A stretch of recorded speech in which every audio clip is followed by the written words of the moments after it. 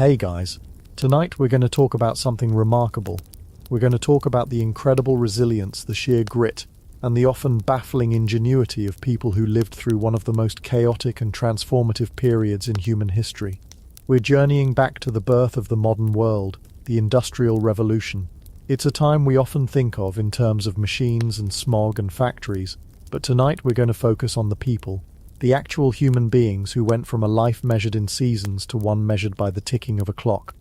As always, if you enjoy what I do here, if this little corner of the internet brings you some comfort, I'd be so grateful if you'd consider liking the video or subscribing to the channel. It just helps this quiet community grow. And please, feel free to leave a comment telling me where you're listening from tonight. It's always so wonderful to see this little global family of history lovers, all settling in for the night. Now though, it's time to let all of that go. Find a comfortable position. Dim the lights. Maybe pull the blankets up a little higher. If you have a fan, turn it on for that soft background hum. Take a slow, deep breath in, and as you exhale, just let the day fall away. Let the noise of the modern world fade into a gentle quiet. There's nothing else you need to do. Just rest. Just listen. Let's ease into tonight's journey together. Chapter 1. The Great Upheaval. From green fields to black mills. Before we can possibly understand the shock of the factory, the noise, the dirt, the relentless discipline, we first have to understand the world that was left behind. We have to understand what was lost, because for the millions of people who would eventually flood into the new industrial cities like Manchester and Liverpool, the journey wasn't just a few miles down a muddy road. It was a journey across a psychological chasm, a leap from one reality into another, so profoundly different it might as well have been another planet.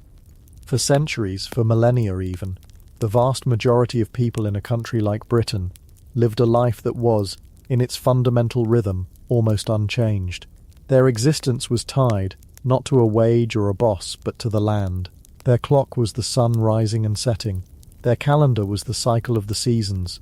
You knew it was spring, not because a calendar told you so, but because of the particular shade of green on the new shoots, the feeling of the soil softening under your boots, the return of certain birds. You knew it was autumn by the smell of wood smoke in the air, the crisp bite of the morning frost, the heavy work of the harvest. Life was governed by a series of ancient, unspoken agreements with nature. You planted at a certain time because that's when you always planted. You brought the animals in from the high pastures when the weather turned, because that's what your father and his father had always done. This wasn't a life of grand ambition for most people. The goal wasn't to get a promotion or to climb a corporate ladder that didn't exist. The goal was subsistence. It was about getting through the winter. It was about having enough grain stored, enough firewood stacked, enough salted meat to see your family through the lean, dark months when the world outside your door seemed determined to freeze you out. The community was everything. Your social network wasn't online, it was the village green, the local church, the alehouse. You knew everyone, and everyone knew you. They knew your grandfather's name, they knew which of your fields was boggy after a rain, they knew your family's reputation. This could be comforting, a deep sense of belonging, a safety net of sorts. If your barn burned down, neighbours would help you rebuild it. If you fell ill during the harvest, others might step in to help bring in your crops. But it could also be stifling. There were no secrets. Your business was everyone's business. Your place in the world was largely fixed. If you were born the son of a blacksmith, the odds were astronomically high that you too would be a blacksmith. The idea of reinventing yourself would have been utterly alien. You were a thread in a tapestry that had been woven for generations. To pull that thread out was to risk unravelling the whole thing. A crucial part of this existence, and one that is so hard for us to grasp today, was the concept of the commons. For hundreds of years, villages were surrounded by lands that didn't really belong to any one person.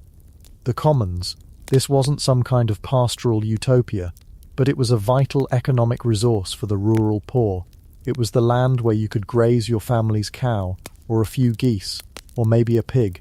It was where you could go to gather firewood to keep your small cottage from turning into a block of ice in January. You could forage for berries, nuts and mushrooms. You could gather bracken for animal bedding, or cut turf to burn. For a family living on the absolute knife's edge of survival, Access to the commons was the difference between getting by and destitution. It was a free resource, a shared inheritance that belonged to the community. It provided a small measure of independence. It meant you weren't entirely reliant on the local landowner for every single thing. It was a buffer, a small cushion against the harsh realities of life. It was the backdrop to village life, the shared space where paths crossed and life unfolded. This was the world, predictable, cyclical, communal, and deeply connected to the earth. It was a hard life, let's make no mistake. It was filled with back-breaking labor, disease, the constant threat of a bad harvest leading to starvation, and a kind of profound isolation from the wider world. News travelled at the speed of a horse, and for many, the next village over was the extent of their known universe. But it was a known world. It had rules, it had a rhythm, and then, slowly at first, and then with terrifying speed, that world began to be dismantled. The rhythm was broken, the rules were rewritten by people far away, in grand houses and parliamentary chambers, who saw the world not as a tapestry of human lives, but as a map to be redrawn for profit. The first great blow, the one that began to sever that ancient connection to the land, came in the form of something that sounded terribly sensible and organised. It was called the enclosure movement. For centuries, much of England's farmland was a patchwork of open fields. A single farmer might have several strips of land scattered across different fields, separated from his neighbour's strips by a simple furrow or a strip of unploughed grass. It was a system that had evolved over 1,000 years, and while it might look inefficient to our modern eyes, it was a form of communal insurance. Having your land scattered meant that a single hailstorm or a localized blight wouldn't wipe out your entire crop for the year. It encouraged cooperation and a shared sense of managing the land. But to the new generation of landowners, the improvers, this was just messy. It was untidy. They were men who had read books on agricultural science, who saw the land not as a source of community sustenance, but as a capital investment that should yield the maximum possible return. And to them, the open fields and the common lands were simply obstacles to efficiency. So began the process of enclosure.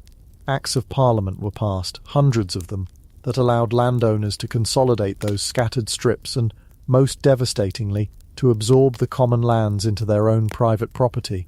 What had once been a shared resource for the entire community was now, with the stroke of a pen and the raising of a hedge, the exclusive property of one man. Imagine, if you will, that your local city council announced tomorrow that every public park, every green space, every playground was being sold off to private developers. The park where you walk your dog, the little patch of green where you sit on your lunch break, the playground where your children meet their friends, all of it gone. Overnight, fences go up, private property and no trespassing signs are hammered into the earth. That feeling of loss, of something that belonged to everyone being taken for the benefit of a few, that is a pale shadow of what enclosure felt like. It was presented, of course, as progress. The polite term was agricultural improvement, and in a purely economic sense, it worked. The new enclosed fields could be farmed more scientifically. New techniques like crop rotation could be implemented more easily. New breeds of livestock like the massive Shire horses and the sheep that looked like walking clouds of wool could be bred more effectively on contained pastures.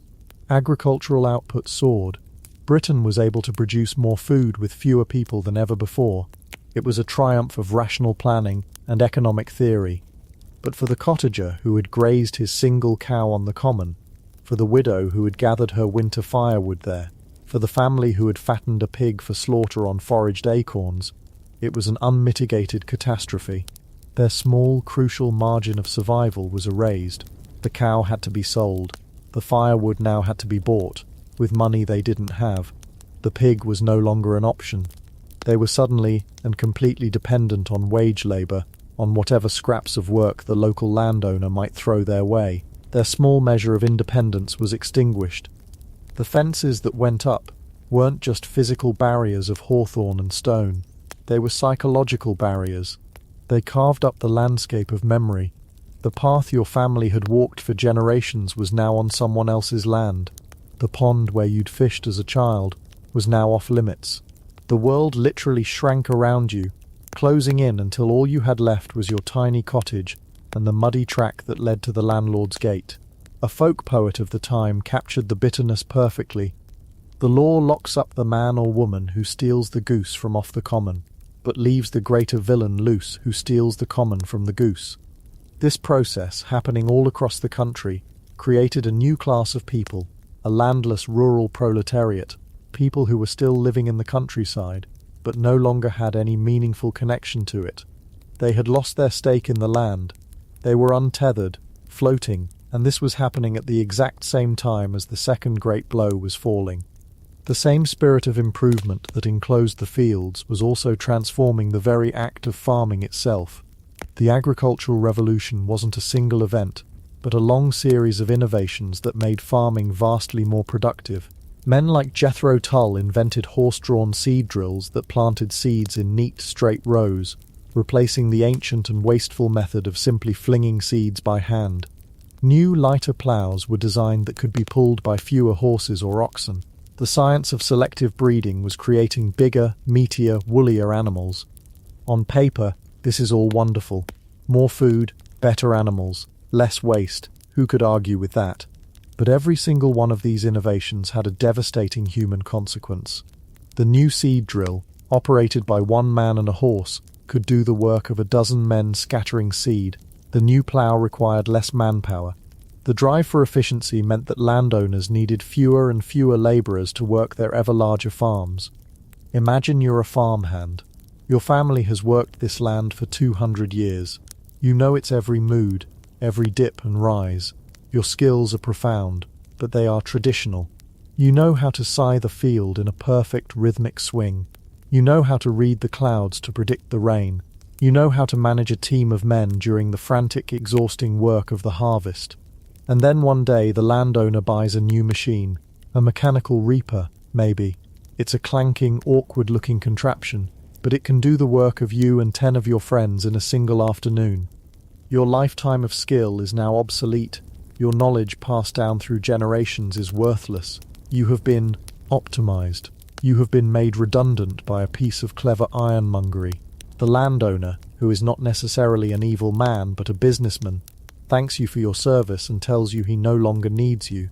Or perhaps he keeps you on, but at a much lower wage because he knows you have nowhere else to go. You and 10 other men are now competing for the one job that's left. So now we have a huge and growing population of people in the countryside, with no land, no access to the commons, and no work. They are trapped. They are a surplus, a problem to be managed. They might try to get by with seasonal work, but that becomes more and more precarious. They might fall into the desperate state of being paupers, reliant on the meagre and often cruel charity of the local parish. Their children are growing up hungry.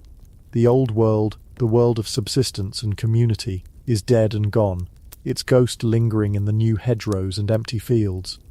And just as this pressure is reaching a boiling point, a third force enters the equation, destroying the last remaining way that a rural family could make an independent living. This was the death of the cottage industry. Before the age of giant factories, a vast amount of manufacturing, especially of textiles, was done in people's homes. It was called the putting out system, or cottage industry. A merchant, an entrepreneur of sorts, would buy a large quantity of raw wool. He would then ride out into the countryside and deliver this wool to a series of cottages. In one cottage, the women and children would spend their days cleaning and carding the wool, preparing it for spinning. Once that was done, the merchant would pick it up and take it to another cottage, where a woman, usually a spinster, which is where the word comes from, would sit at her spinning wheel for hours upon hours, turning the fluffy wool into strong, consistent thread. Her home would be filled with the constant, gentle hum of the wheel, a sound that was the background music to rural life for centuries. Then the merchant would take the spools of thread to yet another cottage, often one with a bit more space, where a man, the weaver, had a large wooden hand loom. Weaving was skilled work, and it was often the main source of income for the family. The rhythmic thump-clack of the loom would echo from the cottage from dawn till dusk, as the weaver painstakingly turned the thread into cloth. Finally, the merchant would return to collect the finished bolts of fabric, pay the families for their work, and take the cloth to market to be sold. This system had its own rhythms and its own freedoms. You were, in a sense, your own boss. You worked from home. You could set your own pace to a degree. If the sun was shining and the potatoes needed harvesting, you could leave the loom for a few hours and go out into the garden. You worked around the needs of your family, around the chores of a small holding. It was a way of life that integrated work and home, production and family. It allowed a family to supplement their meager agricultural earnings and maintain a degree of self-sufficiency. It was a system built on human scale and human skill. But it was slow, and it was decentralized. And in the late 18th century, a series of inventions appeared that would consign the spinning wheel and the hand loom to history. First came things like the spinning jenny and the water frame, machines that could spin dozens and then hundreds of threads at once. These machines were far too large and expensive for a single cottage, and they needed more power than a human being could provide. They needed the power of a river. So the first mills were built. They weren't the dark, satanic mills of later industrial cities, but they were the beginning. They were built in river valleys, often in remote rural areas. They were long, narrow stone buildings humming with the power of the water wheel, and they could produce thread at a speed and a price that no cottage spinster could ever hope to match. The woman at her spinning wheel in her quiet cottage suddenly found that the merchant wasn't coming by anymore, or if he did, he was offering a price so insultingly low it wasn't worth the effort. Her skill, her lifelong craft, was suddenly worthless. The hum of her wheel was silenced by the roar of a distant factory. For a while the weavers held on. The sheer volume of cheap thread being produced by the new spinning mills actually created a boom for handloom weavers. They were in high demand, but their prosperity was short-lived. It was only a matter of time before someone invented a loom that could be powered by water, or, even more ominously, by steam. When the power loom arrived, the fate of the handloom weaver was sealed. A single, unskilled child watching over a bank of power looms in a factory could produce more cloth in a day than a master weaver could in a month. The thump-clack of the cottage was drowned out by the deafening, earth-shaking thunder of a weaving shed. With hundreds of machines running at once, the price of cloth plummeted. The merchants stopped coming. The weaver's intricate skills were now useless. The loom, which had been the family's pride and its main source of income, was now just a large, silent piece of timber taking up space in the cottage. It was a monument to a dead way of life. So now the picture is complete. The trap has been sprung. You are a family living in a small rural cottage in, say, the early 1800s. The common land where your ancestors grazed their animals is gone, fenced off by the landlord. The agricultural work that sustained your family for generations has vanished, replaced by machines. The small textile business you ran from your own home, the spinning and weaving that brought in precious extra cash, has been destroyed by a giant mill. A few towns over, you have nothing. You are adrift in the very place you have always called home. Every traditional source of sustenance has been systematically dismantled, not by a foreign invader or a natural disaster, but by this relentless, impersonal force called progress. You hear whispers, stories carried by travellers or in crudely printed pamphlets, stories of the new cities, places like Manchester, Leeds, Glasgow, places where they say there is work, not work in the fields, not work at a loom in your own home, but a new kind of work. Work in a factory, work for a wage. The idea is both terrifying and seductive. To leave the only village you've ever known, the place where your parents and grandparents are buried, to leave the fields and the sky and the familiar faces. But to stay? To stay means watching your children starve. To stay means the humiliation of the parish poorhouse. The old world is a corpse, and you are living in its shadow. And so, the decision is made. It's not really a choice, is it? It's an act of desperation. You pack, but what do you pack to move from one reality to another? You have so little. A few pieces of patched-up clothing, a cast-iron pot, a family Bible perhaps, a wooden stool. You pack the ghost of your former life into a small bundle. You say your goodbyes. You look one last time at the small, damp cottage, at the field that is no longer yours, at the church spire that has marked the centre of your world since you were born, and you turn your back on it all, and you start to walk. The journey itself is a disorienting ordeal. You are part of a slow, sad river of humanity trickling along the muddy, rutted roads. Entire families on the move, pushing their meager belongings in wheelbarrows or carrying them on their backs. You are all refugees of a kind, fleeing the collapse of your world. You have never been more than 5 miles from your home, and now you are walking 50, 100 miles. Every landmark is new and strange. The accents of the people in the next county sound bizarre and foreign. You sleep in barns if you're lucky, or in open fields if you're not. You live on what little you brought with you, or on the charity of strangers. And as you get closer to your destination, the landscape begins to change in ways that are deeply unsettling. The air starts to smell different. The familiar scent of damp earth and wood smoke is gradually replaced by something acrid, chemical, and foul. A permanent haze seems to hang in the sky, even on a clear day, blotting out the full brightness of the sun. You begin to hear a sound, a low, constant industrial hum that you can feel in the soles of your feet, long before you can properly hear it with your ears. And then you see it, the city. It is nothing like you could have possibly imagined. You came from a village of maybe 200 people, where the church was the tallest building. This is a monster, a sprawling, endless landscape of red brick, stained black with soot. Towering over it all are the chimneys, dozens, hundreds of them, each one belching a thick, black, greasy smoke into the sky, creating a permanent, artificial twilight. The sheer scale is overwhelming. The buildings are crammed together, shoulder to shoulder, as if they are fighting for space. The noise is a physical assault. It's not the sound of nature or of human chatter. It's a relentless cacophony. The clatter of iron-shod wheels on stone-paved streets, the rumble and shriek of machinery from behind brick walls, the shouting of thousands upon thousands of people, a great roar of a crowd that never disperses. And the smell. Oh, the smell. It's a thick, gagging mixture of coal smoke, raw sewage running in open gutters, the chemical stench from tanneries and dye works, and the overpowering scent of too many unwashed human bodies crammed into too small a space. For someone accustomed to the clean air of the countryside, it is a physical blow, making your eyes water and your stomach turn. You and your family, bewildered and exhausted, are now just one more small lost group in this churning, anonymous mass of humanity. Back home, you knew everyone. Here, you know no one. You are invisible. A stranger sees not a person with a history and a family, but just another obstacle to be pushed past on the crowded pavement. The very concept of time has been rewritten. In the world you left behind, time was fluid, dictated by the sun and the task at hand.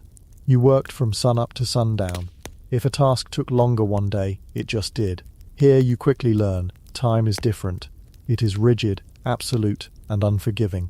High on a church tower or a factory wall is a new god, the clock. Its hands move with a relentless mechanical precision. Its chimes don't mark the time for prayer. They mark the beginning and end of a work shift. You learn that life here is not governed by the seasons, but by the factory whistle, that piercing shriek that cuts through the morning darkness, calling you to the mill. That same shriek that releases you, exhausted and deafened, back into the night. Your life, your energy, your very existence is now a commodity to be bought and sold by the hour. You have not just moved house. You have been fundamentally re-engineered as a human being. You have traded the cyclical, seasonal rhythm of the sun for the linear, tyrannical ticking of the clock. This was the great upheaval. This was the shock. People didn't stream into the factories because they were exciting new places of opportunity. They were driven there. They were forced there by the systematic destruction of their old way of life. They arrived in these bewildering, terrifying new cities, not as ambitious pioneers, but as economic refugees, stripped of their land, their skills, their communities, and their independence. They came with nothing left to sell but the hours of their lives, and the factories were waiting, hungry for every last one of them. Chapter 2. The Sensory Assault. Surviving the Factory Floor. And so you walk through the gates, not with any great ambition, but with a kind of quiet, gnawing dread. You're walking into the belly of the beast, and the first thing that hits you, long before you even see the main floor, long before your eyes adjust to the gloom, is the sound. It isn't just noise. Noise is a car alarm down the street. or your neighbor deciding to take up the drums. This is something else entirely. It's a physical presence. It's a solid wall of sound that you have to push your way through. It presses in on you from all sides, a chaotic symphony conducted by a madman. It's a sound that doesn't just enter your ears, it sinks into your bones, it rattles your teeth, it vibrates up through the soles of your worn-out shoes and makes the very air around you tremble. Let's try to dissect it, shall we? Let's try to pick apart this monstrous orchestra. At the very bottom, the foundation of it all, is the bass line. It's the deep, rhythmic, earth-shaking thump, thump, thump of the great steam engine, hidden away in its own brick-lined chamber like a captive god. This isn't a sound you just hear, you feel it in your chest. It's the heartbeat of the factory, a relentless, powerful pulse that never ever stops. It's the metronome for thousands of lives, a beat that dictates when you wake, when you work, when you eat your miserable piece of bread, and when you collapse into a bed that still seems to vibrate with the ghost of that engine. For 16 hours a day, that thumping becomes a part of your own circulatory system. Even when you leave hours later, stumbling out into the relative quiet of the filthy street, you can still feel it, a phantom pulse in your skull. Layered on top of that foundation is the percussion section. It's the frantic, deafening clack, clack, clack, clack of 1,000 weaving looms in a textile mill. Imagine 1,000,000 frantic wooden birds pecking at a tin roof, all at once, amplified 100 times over. Each clack is the sound of a shuttle, a piece of wood sometimes tipped with metal, being fired across the loom at incredible speed. It's a sharp, piercing, aggressive sound that tattoos itself onto your eardrums. It's so fast, so constant, that the individual sounds merge into one continuous, high-pitched roar, a mechanical scream that simply does not end. There is no pause, there is no crescendo or diminuendo. It is simply on, maximum volume, all day long. Then you have the metalworking factories, the foundries. Here the percussion is different. It's the titanic, echoing clang of a steam hammer pounding glowing metal into submission, a sound that makes the very ground jump. It's the shriek of grinders sending showers of orange sparks into the air, a noise like 1,000 fingernails on a blackboard from hell. It's the rhythmic, percussive pounding of men hammering on anvils, the hiss of hot steel being plunged into water, the groan of immense gears meshing together. It's a violent, brutal soundscape, the sound of raw elements being torn apart and forced into new shapes. And woven through all of this, in any factory, are the supporting instruments, the high-pitched whine of spinning wheels and drive belts. These belts, long strips of leather, snake their way across the ceiling and down to the machines, a forest of moving parts that connect everything to the central power of the steam engine. They flap and slap and hum with a menacing energy, and their constant high-frequency drone is like a persistent insect buzzing right beside your ear, one you can never swat away. There's the hiss of steam escaping from pipes, the screech of unoiled metal parts grinding against each other, the rumble of carts with iron wheels being pushed across uneven stone floors. And finally, there's the human noise. But it's not conversation. Oh no, conversation as you and I know it is impossible here. To be heard over this mechanical apocalypse, you have to shout, you have to scream directly into someone's ear, and even then the words are often snatched away by the general din. So a new language evolves, a language of nods, of frantic hand gestures, of exaggerated lip reading. A foreman doesn't ask you to speed up. He jabs his finger aggressively in your direction, his face a mask of fury you can see but not hear. A fellow worker doesn't tell you a machine is jammed. They point with wide, panicked eyes. It's a silent movie played out in the middle of the world's loudest concert. The sheer volume is a thing of legend. Visitors, gentlemen of leisure touring these modern marvels, would write in their diaries about it. They'd last 10 minutes before retreating to the quiet of their carriages, holding their heads and remarking on the quite astonishing level of noise. For the people who worked there, that astonishing noise was the soundtrack to their entire existence. It was the first thing they heard in the morning, waking them even before the factory bell, a low rumble that grew as they approached the gates. It was the last thing they heard at night, a ringing in their ears that chemists of the day politely called weaver's deafness. It wasn't a temporary condition, it was a trade. You traded your hearing for your pittance of a wage. After a few years, the world outside the factory walls would start to seem muffled, distant. The songs of birds, the chatter of a marketplace, the voice of your own child, it all began to fade, replaced by the permanent ghost of the factory's roar. It was an incredibly isolating experience, being locked inside your own head with that phantom noise, even when you were surrounded by people. It was one of the many ways the factory claimed a piece of you, a piece you could never get back.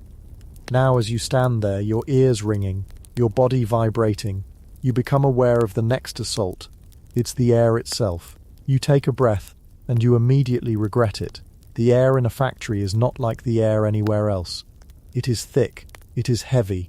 You can almost feel it, a gritty, foul presence in your mouth, and at the back of your throat. It's less of an atmosphere and more of a toxic soup, a carefully curated cocktail of pollutants designed for maximum respiratory distress. Let's break down the bouquet, shall we? The bass note, just like with the sound, comes from the engine.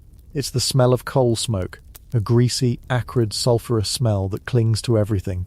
The factory chimneys are belching this stuff out into the city sky 24/7, but a good amount of it finds its way back inside, mixing with the steam and the dust to create a permanent, choking fog. It's the smell of raw, inefficient power, and it coats your lungs with a fine layer of soot with every single breath. Then there's the smell of the machinery itself, a sharp, pungent smell of hot metal and lubricating oil. It's a smell that gets into your clothes, your hair, your skin. No amount of washing with cheap, coarse soap can ever truly get it out. You carry the factory with you, an olfactory brand that announces where you spend your days. It's a smell that tells a story of friction, of heat, of immense forces constantly at work. On top of these, you have the specific aromas of the industry. In a textile mill, the dominant component is the dust, cotton dust, or flax dust, or wool fibers. It's not like the dust in your house. This is a thick, fibrous, inescapable cloud. The air is white with it. You can see it swirling in the weak beams of gaslight, a constant blizzard of tiny particles. You breathe it in, and it feels like you're inhaling a scratchy wool sweater. It coats your tongue, it makes your eyes water, and it finds its way deep into your lungs. This wasn't just unpleasant, it was lethal. Workers developed what they called mill fever, or the Monday chest. They'd have the weekend off, a brief respite, and their lungs would try to clear themselves. But come Monday morning, back in the thick of it, the coughing would start again. A deep, hacking, body-racking cough, as their lungs desperately tried to expel the foreign invaders. Over years, this constant irritation led to a condition we now know as byssinosis, or brown lung disease. It's a scarring of the lung tissue that makes it harder and harder to breathe. It was a slow-motion suffocation, a disease that would turn a man of 40 into a wheezing, breathless invalid, unable to walk across a room without gasping for air. The factory owners, of course, saw this not as an industrial disease, but as a personal weakness, or just the common cold. Your life was literally being shortened with every breath you took, and it was considered the cost of doing business. In a metalworking plant, the air was full of something else, tiny, invisible filings of iron and steel. You'd breathe them in, and they'd settle in your lungs, a fine metallic sediment. In the potteries, it was clay dust, leading to another disease they called potter's rot. In the chemical plants of the later industrial era, the air was a witch's brew of chlorine and other noxious fumes that would burn your eyes and sear your throat. Each industry had its own unique, signature way of destroying you from the inside out. And then, mingling with all of this, is the final, inescapable ingredient, the smell of humanity. The smell of hundreds of unwashed bodies crammed into a poorly ventilated space, all working furiously, all sweating. Deodorant, of course, is a concept from a distant, luxurious future. Daily bathing is an impossible dream. People owned maybe 1 or 2 sets of clothes, which they wore until they practically disintegrated. So you have the thick, sour smell of stale sweat, of unwashed hair, of bad breath. Add to this the lack of proper sanitation. The toilets, if you could call them that, were often just a few buckets in a corner, overflowing and rarely emptied. The stench was a constant, stomach-turning background note to the entire day. Imagine trying to eat your lunch in that environment. There was no break room, no cafeteria. You were given maybe 20 minutes, half an hour if you were lucky. You didn't leave your station. You just stopped your machine and sat on a grimy floor or a wooden crate, right there in the swirling dust and the deafening noise. You'd pull out a piece of dry bread, maybe a bit of cheese, and try to force it down, but everything tasted of the factory. The bread was gritty with cotton dust. Your hands were covered in machine oil. The overwhelming stench of smoke and sweat and filth filled your senses, turning your stomach. Many workers were so exhausted they couldn't even eat. They'd just slump against their machine and fall into a dead, twitching sleep for their allotted 20 minutes, hoping to steal back a tiny fragment of the life the factory was draining from them. This sensory assault was a deliberate tool of control. It was dehumanizing. It reduced a person to a set of basic, overwhelmed senses. The constant noise prevented communication and solidarity. The foul air weakened the body. It created an environment so hostile, so alien to any natural human experience, that it broke the spirit. It made you feel like you weren't a person anymore, but just another part of the machine, caked in the same grime, breathing the same toxic air, vibrating to the same relentless rhythm. You didn't just work in the factory worked its way into you, colonizing your body and senses until there was little of yourself left. Now, let's talk about what you could see, or rather, what you couldn't. Your eyes, having been assaulted by the dust and fumes, now had to struggle against the darkness. The archetypal image of a Victorian factory is one of towering windows and soaring ceilings. But this is a bit of a misconception, especially in the early mills. Many were built more like fortresses, with small, high windows that let in only the most meagre slivers of light, and whatever light did manage to get through was fighting a losing battle against the soot and grime that was caked onto the glass, both inside and out. Cleaning the windows was not exactly a high-priority maintenance task, so the interior of the factory was a perpetual twilight, a gloomy, cavernous space. To supplement the weak natural light, they used gas lamps. These hissed and sputtered from the ceilings, casting a flickering, yellow, sickly glow. This wasn't the clean, even light of a modern LED bulb. This was a living, moving light that made shadows dance and writhe. It made it difficult to judge distances. It played tricks on your eyes, especially when your eyes were already tired and strained from 16 hours of focusing on a single, repetitive task. And what you saw in that flickering gloom was a landscape of pure, unadulterated danger. It was a forest of machinery, packed as tightly as possible to maximize floor space and profit. There were no designated walkways, no safety railings, no yellow lines on the floor telling you where it was safe to step. You navigated a treacherous maze of spinning, pumping, reciprocating metal. The most terrifying features of this landscape were the belts, a vast, chaotic network of leather drive belts, some as wide as a man's torso, crisscrossed the space. They ran from overhead shafts down to the individual machines, transferring power from the central engine. They were in constant blurring motion, a mesmerizing but lethal dance. There were no guards on them, nothing to prevent a loose piece of clothing, a stray strand of hair, or a tired, careless hand from being snatched up and pulled in. And if you were caught, it was over in an instant. The belt wouldn't stop. The engine, hundreds of yards away, wouldn't even notice. You'd be dragged up, slammed against the spinning overhead shaft, and either crushed to death or torn apart.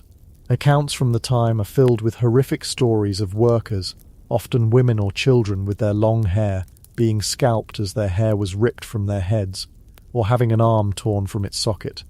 It was a common, everyday risk. Then there were the gears, countless whirling, meshing gears, all of them completely exposed. Their teeth were like hungry mouths waiting for a finger, a hand, a foot, a moment of inattention. A slight slip on the greasy floor, and you could lose a limb. The presses in the metalworking shops were just as unforgiving. They came down with immense force, stamping out shapes from sheets of metal. If your timing was off by a fraction of a second as you placed the metal, your hand would be stamped out along with it. The flying shuttle on a power loom was another notorious killer. It was a small, missile-like piece of wood that shot back and forth across the loom at incredible speeds. Sometimes the thread would break, or the shuttle would malfunction, and it would fly out of the loom and into the aisle, propelled with the force of a bullet. Workers were blinded, had their teeth knocked out, or were even killed outright when struck in the head by one of these rogue projectiles. And the floor itself was a hazard. It was often uneven stone or wood, made slick and treacherous by a permanent layer of oil, water, and industrial waste. You could slip and fall into a machine, or under the wheels of a heavy cart. There was no health and safety officer. There were no investigations. If you were injured, you were simply removed. You were a broken component. Your wails of pain would be swallowed by the ever-present din of the machinery. Other workers would rush to pull your mangled body out of the gears, not just out of compassion, but because a body, like anything else, could jam the machine and halt production. You would be carried outside and left on the street. Your job would be filled by someone else from the desperate queue at the factory gates before your blood was even dry on the floor. There was no sick pay, no disability, no concept of workers' compensation. An injury didn't just mean pain, it meant destitution. Losing a finger might mean you could no longer perform your task, and you'd be fired. A crushed hand was a one-way ticket to the workhouse, or to a life of begging on the streets. So you learnt to move through this world with a kind of hyper-vigilance, an awareness born of pure terror. Your body was constantly tense, anticipating the next potential disaster. But terror and vigilance are exhausting, and in a 16-hour day, your focus will inevitably lapse. It was in those moments of bone-deep weariness, when your mind drifted for just a split second, that the factory was waiting to claim its price in flesh and bone. The visual landscape was a reflection of the entire system, chaotic, unforgiving, and utterly indifferent to human life. Let's move from the senses of hearing, smell, and sight to the sense of touch, of pure physical sensation. The factory was not a static place. It was alive, and it made its presence felt on your body at all times. We've already touched on the vibration, but it's worth staying with that for a moment. It wasn't just a gentle hum. In buildings that were often hastily and poorly constructed, the power of a massive steam engine would shake the entire structure to its foundations. The floor beneath your feet was in a state of constant jarring tremor. It was like standing on the deck of a ship in a rough sea, a ship that never makes it to port. This constant vibration worked its way up your legs, into your spine, into your skull. It contributed to the crushing fatigue, a physical weariness that went beyond simple muscle ache. It was a bone-deep exhaustion. Your joints ached, your teeth chattered. It made delicate work impossible and clumsy work dangerous. After a full shift, when you finally stepped out onto the solid, unmoving ground of the street, the world would feel strangely dead and still, and you might even feel a sense of vertigo as your body readjusted. Then there was the temperature. The factory was a place of extreme and unpredictable climates. Around the steam engine and the boilers, the heat was suffocating. It was a damp, oppressive heat, thick with steam and human sweat. Men working in the boiler rooms, shoveling coal into the roaring furnaces, were often stripped to the waist, their bodies glistening with a mixture of sweat and coal dust, working in conditions that were like a preview of hell. In the summer months, with no air conditioning, a concept as futuristic as space travel, the entire factory floor would become a sweltering oven. The heat, combined with the physical exertion, led to dehydration and heat stroke. People would simply collapse at their stations. Yet, just a few feet away, the same factory could be freezing cold. Near the large drafty windows with their broken panes, the winter wind would whistle through, chilling you to the bone. Workers would be bundled in whatever ragged layers they possessed, but the damp, penetrating cold was impossible to escape.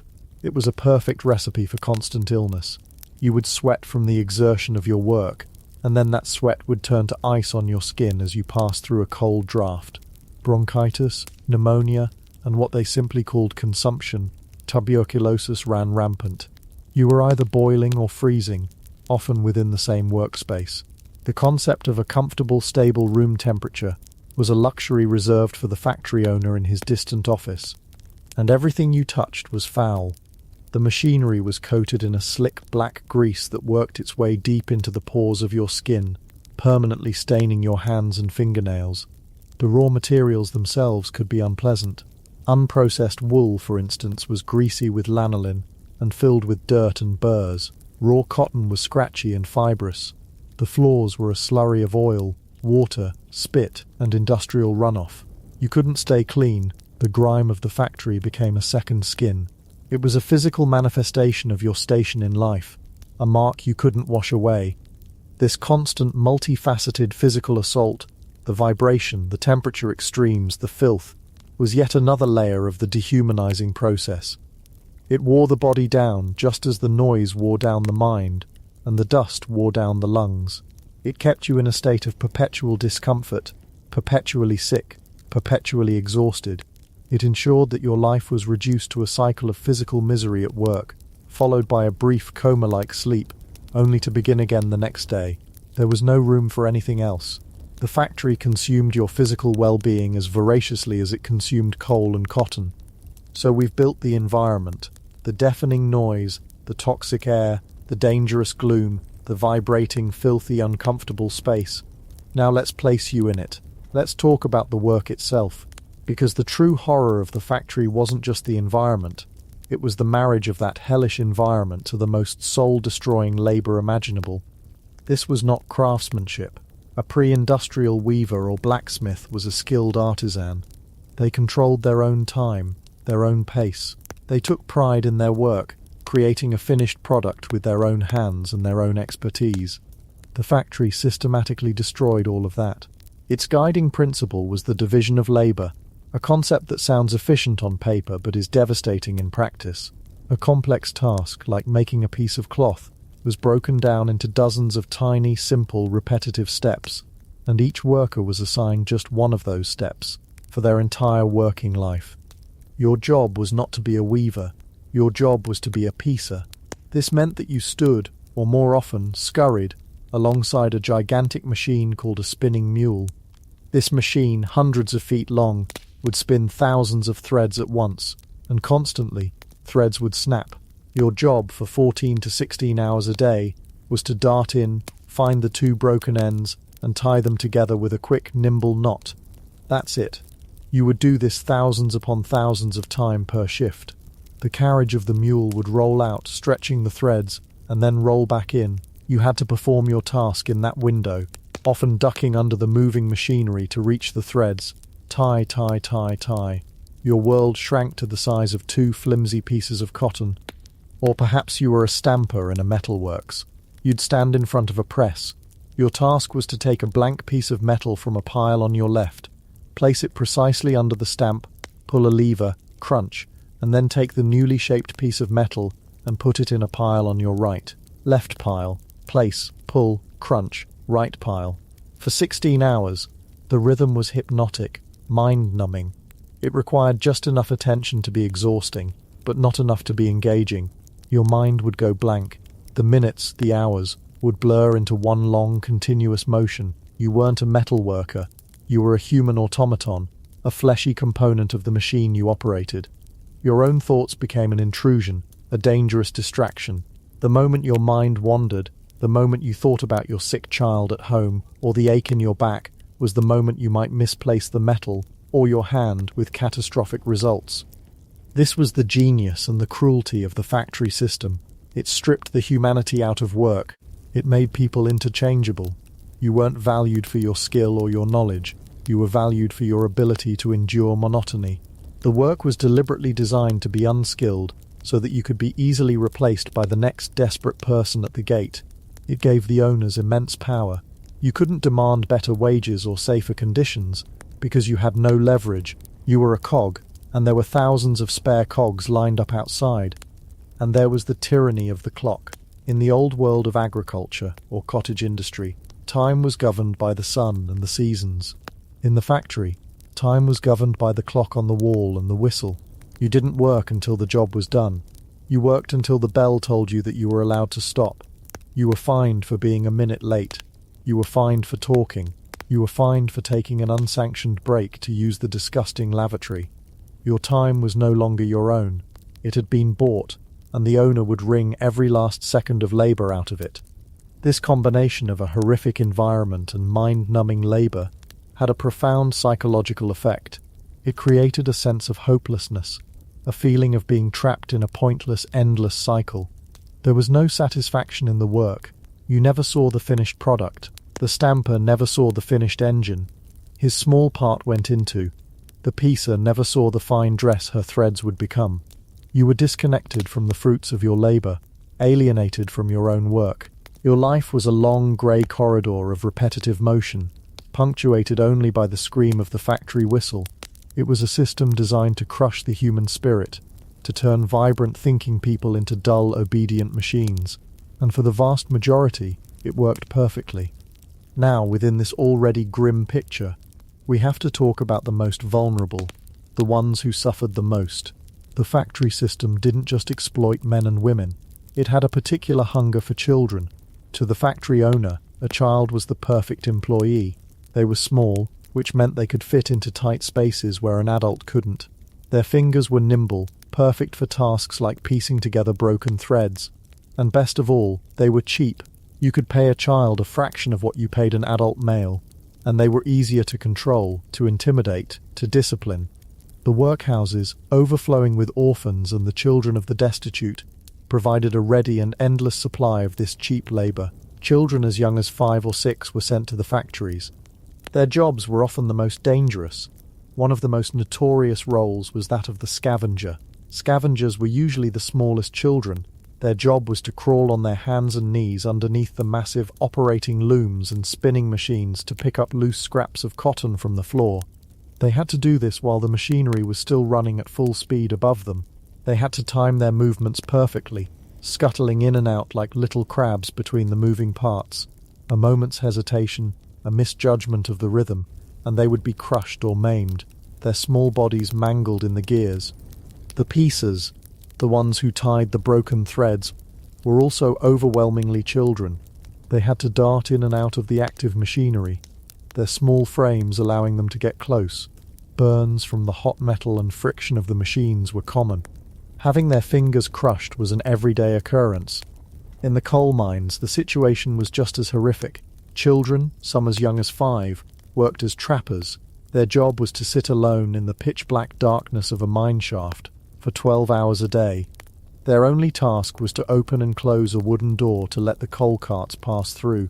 The door was part of the mine's ventilation system, and it was crucial that it remained closed at all other times. So these children sat in absolute silence and total darkness for their entire shift. They would see light only for the brief moment a cart passed through. Many would have nightmares for the rest of their lives. They would hallucinate ghosts and goblins in the oppressive dark. It's a level of sensory deprivation and psychological isolation that is difficult to even comprehend. Older children worked as hurriers, pulling heavy carts of coal through tunnels that were often too low for adults to stand in. They would be harnessed to the carts like animals, crawling on all fours in the dark, their backs permanently deformed by the strain. The physical toll on these children was devastating. Their bones, still growing, were warped by the unnatural postures and repetitive motions.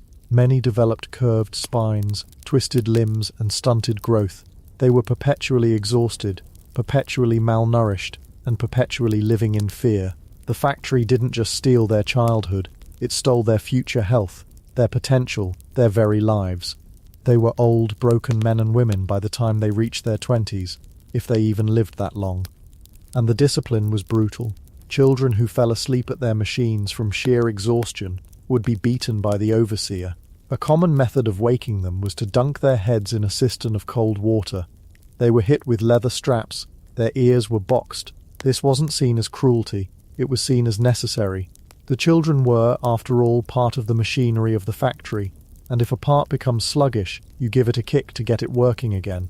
It's tempting to think of the factory owners and overseers as monsters, as cartoon villains, and while some certainly were cruel individuals, the truly chilling thing is that this system wasn't necessarily driven by active malice. It was driven by a cold, remorseless logic, the logic of profit. In this new industrial calculus, a human being, and especially a child, was not a person. They were a resource, an input. Their value was measured solely by their productivity minus their cost, and if that resource was damaged or used up, it could be easily and cheaply replaced. This is the ultimate sensory assault of the factory. It's not just the noise or the filth or the danger. It is the assault on your very humanity. It's the slow, grinding realization that in this new world, you are not a man, a woman, or a child. You are a pair of hands. You are a unit of labor. You are a number on a ledger. The entire environment, the entire system, is designed to reinforce this single crushing idea day after day until you believe it yourself. To survive a day in an industrial factory wasn't just a matter of physical endurance. It was a matter of surviving the complete and utter annihilation of your own spirit, of holding on to some tiny flickering ember of selfhood in a world that was designed to snuff it out. And every day as the whistle blew and you stumbled out into the grimy streets blinking in the fading light, the only victory you could claim was that you had, against all odds, survived to face it all again tomorrow. Chapter 3. The Tyranny of the Clock. The Invention of Industrial Time. And how exactly was that spirit so effectively snuffed out? It wasn't just the noise, or the danger, or the grueling labor we've talked about. It was something more fundamental, something we now take so for granted that we barely notice its grip on our lives. It was the invention of a new kind of prison, one without visible bars, but one that was, perhaps, even more inescapable. It was the prison of the clock. It was the quiet, constant ticking conquest of our inner rhythms, and the replacement of a human sense of time with the cold, mechanical pulse of the machine. Before we step back into the deafening roar of the factory, let's take a moment and wander into the world that existed just before it. Let's imagine a life governed not by minutes and seconds, but by the sun and the seasons. For most of human history, time wasn't something you could measure in neat, identical little boxes. Time was, well, it was more like the weather. It just was. It was fluid, it was natural, it was tied to the task at hand. Historians have a lovely academic term for this: task orientation.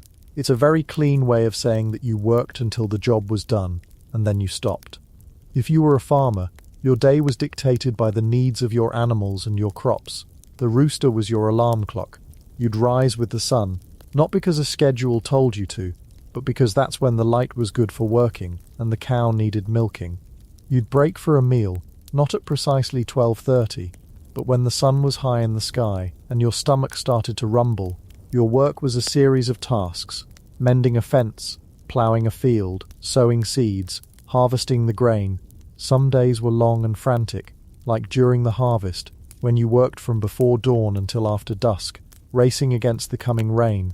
Other days, in the deep midwinter, were slow and short, filled with repairing tools by the fire, weaving and telling stories. Time wasn't a commodity to be saved or spent. It was a rhythm to be lived. There was no concept of being 5 minutes late for milking a cow. The cow was either milked or it wasn't. There was no punching a clock before you sharpened a scythe. You simply sharpened it until it was sharp. The pace of life was human. It bent and stretched. It allowed for a chat with a neighbour, a moment to watch the clouds roll in, a pause to catch your breath when your body told you to. It was a life measured in completed cycles, from sun-up to sundown, from seed to harvest, from birth to death. Now, hold that picture in your mind, the gentle, undulating rhythm of agricultural life, the sense of time as a flowing river. And now, shatter it. Shatter it with the piercing metallic shriek of a factory whistle. Because the factory, and the steam engine that powered it, had a very different idea about time. The steam engine doesn't care if the sun is rising or setting. It doesn't get tired. It doesn't feel the ache in its iron bones. It only asks for coal and water, and in return it will turn the great wheels and pistons and looms ceaselessly. The machine was a hungry new god, and it demanded constant sacrifice, and its favourite food was human labour, served up at precise, non-negotiable intervals. You see, the factory was a complex, interconnected system. The spinners had to produce thread at the same rate that the weavers needed it. The person feeding the raw cotton into the carding machine had to keep pace with the person taking the finished bales away. If one person slowed down or showed up late, or decided to take a break because the morning was particularly lovely, the entire delicate, brutal ballet would grind to a halt. The great machine would falter, and that to the factory owner was the greatest sin of all. And so, a new god had to be erected on the factory wall for all to see and worship. Its face was round and white, its hands were black and pitiless, and it spoke only one language, the tick and the tock, the clock. This simple device, once a novelty for the wealthy or a grand feature on a church tower, became the absolute, unquestioned monarch of industrial life. It was the clock that dictated when you woke, when you ate, when you worked, and when you were allowed the brief mercy of collapse. The sun was officially fired. It was deemed a deeply unreliable employee, too whimsical in its rising and setting, too prone to disappearing behind clouds. The human body was also demoted. Its pleas for rest, its natural ebbs and flows of energy, were now considered insubordination. This new system was given a rather polite name, time discipline. It sounds almost noble, doesn't it? Like a form of self-improvement. But in reality, it was a system of control, enforced with ruthless efficiency, and it had its own set of tools, its own high priests, and its own brutal commandments. The first tool was the sound that began and ended everything, the factory bell or the steam whistle. This wasn't a gentle chime, it was a violent assault on the senses, a shriek that sliced through the pre-dawn fog, ripping thousands from their meagre sleep.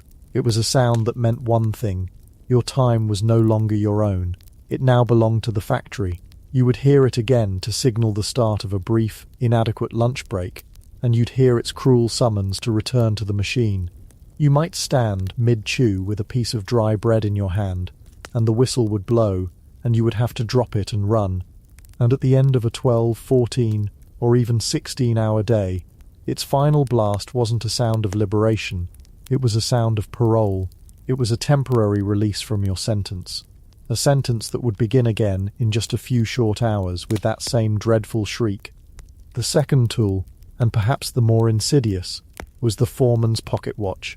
If the factory clock was the great god on the wall, the foreman was its high priest, and his watch was his sacred text. This was the instrument of personal surveillance. The foreman would stalk the factory floor, his hands behind his back, his eyes scanning for any sign of slacking, and every now and then he would stop, pull out his silver watch with a deliberate, audible click, and just look at it, and then he'd look at you. That simple gesture held an immense power. It was a silent reminder that your every second was being measured, evaluated, and monetized.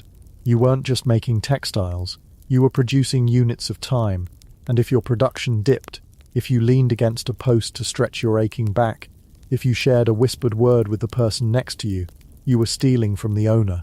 Not just stealing material, but stealing that most precious new commodity, time.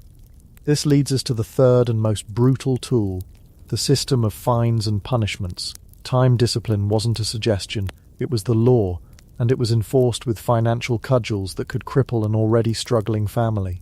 The gates to the factory yard would be locked at the precise moment work was to begin.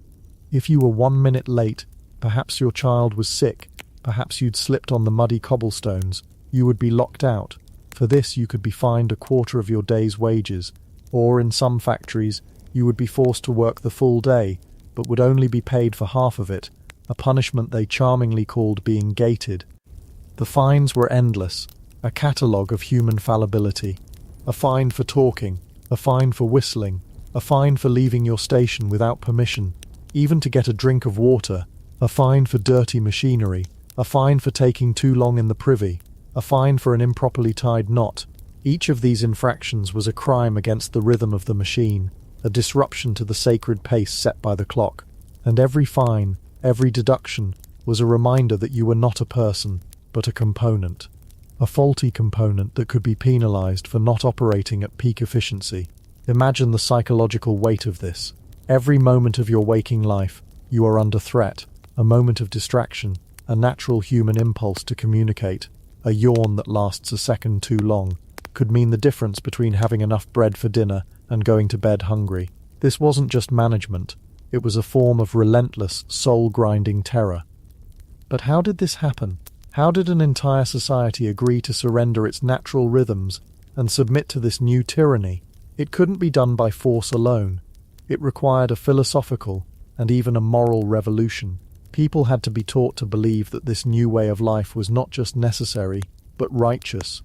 Enter the Protestant work ethic. This powerful set of ideas, which had been brewing for centuries, found its perfect home in the smoke-belching factory. At its core was the belief that hard work, discipline, and the profitable use of one's time were signs of divine grace. Idleness was no longer just a state of rest, it became a sin. Wasting time was an offense not just against your employer, but but against God himself. Suddenly, the factory owner's desire for maximum productivity had a moral halo around it. They weren't just exploiting workers, they were saving their souls from the damnation of sloth. Preachers in pulpits, writers in pamphlets, and politicians in parliament all began to sing the same hymn, "The devil finds work for idle hands." The old leisurely pace of life, with its frequent holidays and its accepted custom of taking Saint Monday off to recover from the weekend, was recast as lazy, immoral, and degenerate.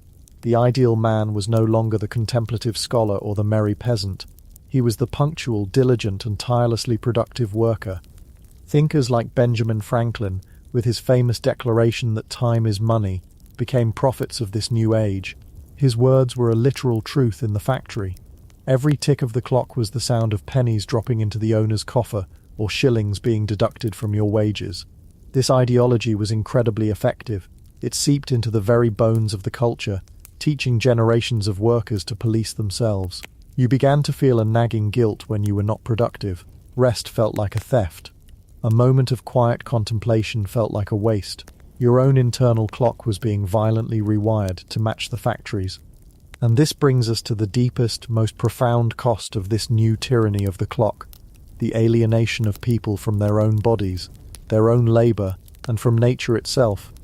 When you work in a field, you are connected to the world. You feel the sun on your back, the wind on your face, the dirt under your fingernails. You are part of a living process. In the factory, you were sealed away from nature. Many factories had their windows nailed shut or painted over to prevent workers from being distracted by the world outside.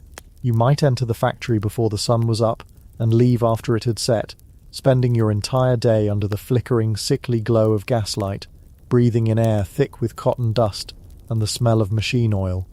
The seasons became irrelevant. The only season was the season of production. You also became alienated from your own body. Your body was no longer a trusted partner in your life's work. It was an obstacle. Its cries of pain, its need for rest, its pangs of hunger, these were all inconvenient malfunctions that disrupted the smooth operation of the machine you served. You learned to ignore the signals your own nerves were sending you. You learned to treat your own physical form as a beast of burden that had to be whipped into submission every single morning. Your body wasn't yours. It was a tool rented by the factory owner, and he expected to get his money's worth out of it. And perhaps most tragically, you became alienated from your own labor. Before a craftsman, a weaver, a carpenter, a blacksmith would create something from start to finish, they would take raw materials and through their skill and effort produce a finished object, a bolt of cloth, a chair, a horseshoe. There was a deep, tangible satisfaction in that, a sense of pride and ownership. In the factory, that was gone. The division of labor meant you performed one tiny, repetitive task, over and over and over again, for 12 hours a day. You didn't make a shirt. You stitched the same seam on 1,000 collars. You didn't build a machine. You filed the same metal burr off of 10,000 identical cogs. You lost sight of the finished product. Your labor became an abstraction, a meaningless motion repeated ad infinitum, punctuated only by the shriek of the whistle. You were no longer a creator. You were a human cog in a vast, impersonal machine, easily replaceable, your individual skill and spirit rendered utterly worthless. This is the true tyranny of the clock. It wasn't just about being on time. It was about the complete re-engineering of the human being. It was about taking a person, with all their complexities, their natural rhythms, and their creative spirit, and sanding them down until they were a smooth, predictable, interchangeable part. It was a process that severed the ancient connections between humanity and nature, between the mind and the body, and between the worker and their work. And the echoes of that factory whistle still ring in our ears today. We may have swapped the foreman's pocket watch for the digital clock on our screens, but the discipline remains. That feeling of anxiety when a deadline is approaching, the pressure to be constantly productive, the guilt we feel for taking a day off, the very concept of the 9-to-5 workday, all of these are ghosts of the industrial age. We still talk about spending our time, wasting it, saving it, as if it were a currency.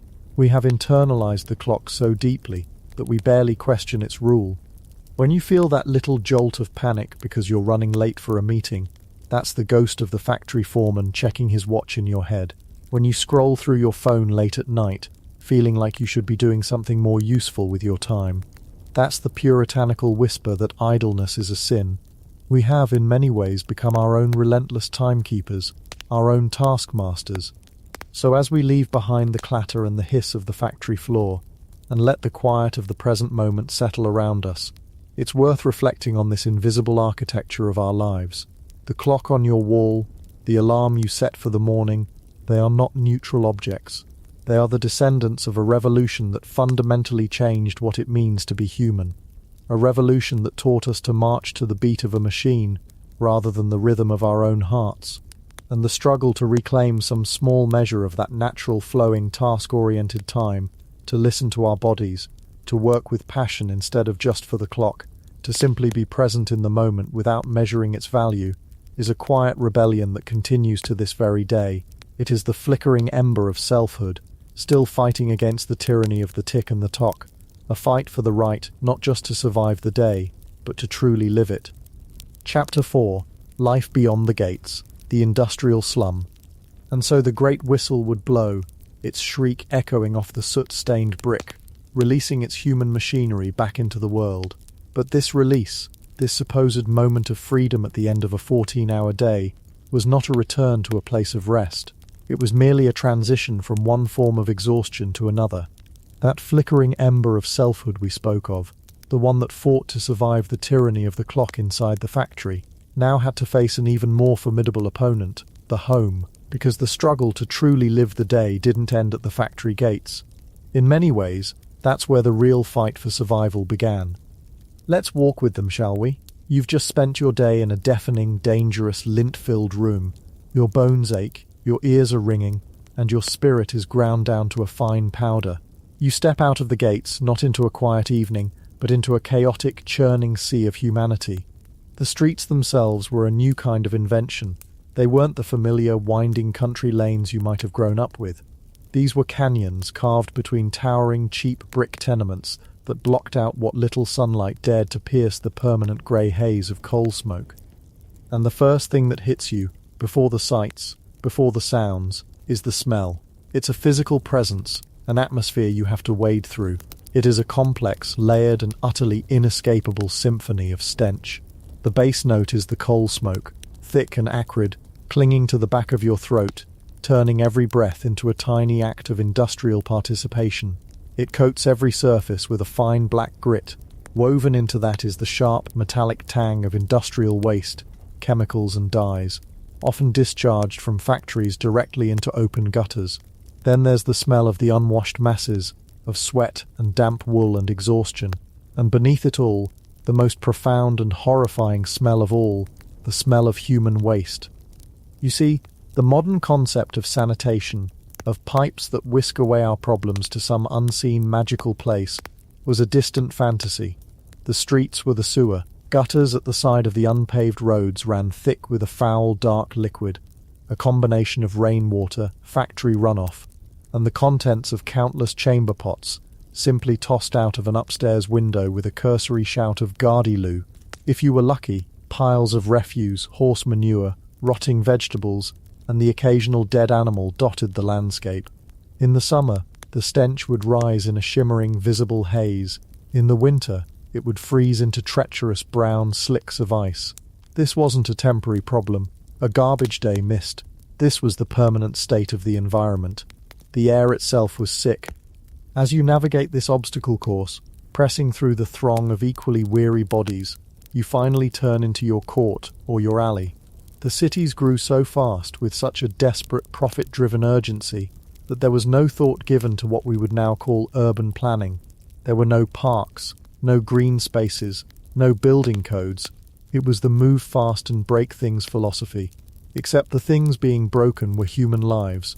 Developers bought up small plots of land behind existing streets and threw up rows of houses back to back. Imagine a row of houses, and then another row built directly onto their back walls. No windows at the rear, no airflow, no escape. The only ventilation came from the front door, which opened onto a narrow, suffocating courtyard, shared by dozens of other families. This courtyard was the community's living room, bathroom and playground, all in one. In the center, there might be a single water pump, the sole source of water for hundreds of people, and not far from it, the other essential feature of communal living, the privy, or, more accurately, the cesspit. This was often just a deep hole, sometimes lined with brick, sometimes not, which collected the waste from the shared outdoor toilets. As you can imagine, these were not diligently maintained. They would fill, overflow, and seep their contents into the surrounding soil. Now take a moment and consider the proximity of the overflowing cesspit to the single water pump that everyone drinks from. You don't need to be a 21st century epidemiologist to see the flaw in this particular design. You were, in the most direct way imaginable, drinking your own and your neighbour's filth. And this is where you live. You climb the rickety, dark, and often dangerously slick staircase of your tenement building. The walls are thin so you can hear everything, the coughing from next door, the crying baby upstairs, the drunken argument downstairs. Privacy was not a concept that had much currency here. You finally reach your door and push it open. And here it is, home. It's not a house, not an apartment. It is in all likelihood a single room, maybe 10 feet by 12 feet. And in this one room, your entire family lives. You, your spouse, your 4, 5, 6 children. Perhaps you even take in a lodger to make the rent. A stranger sleeping in the corner. There is no designated kitchen, no bedroom, no living room. There is only the room. In one corner, a small, inefficient fireplace or stove that you might be able to afford a little coal for. This is your only source of heat, and your only way to cook.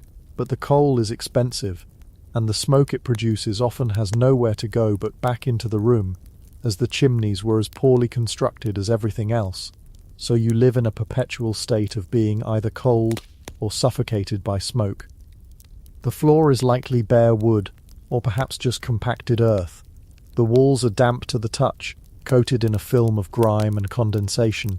Water seeps in from the leaking roof above, or rises up from the sodden ground below. The plaster peels, revealing the lath and the crumbling brick beneath. The single small window, if you're lucky enough to have one, looks out not onto a pleasant vista, but directly onto the brick wall of the building opposite, a few feet away, ensuring that the room is trapped in a permanent state of twilight, even at midday. And where do you sleep? In a bed, perhaps.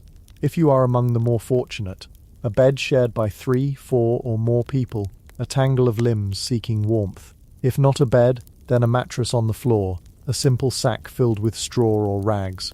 And that straw would get damp, and it would get infested with fleas, lice, and other things you'd rather not think about. This single room is where you eat, sleep, argue, get sick, give birth, and die.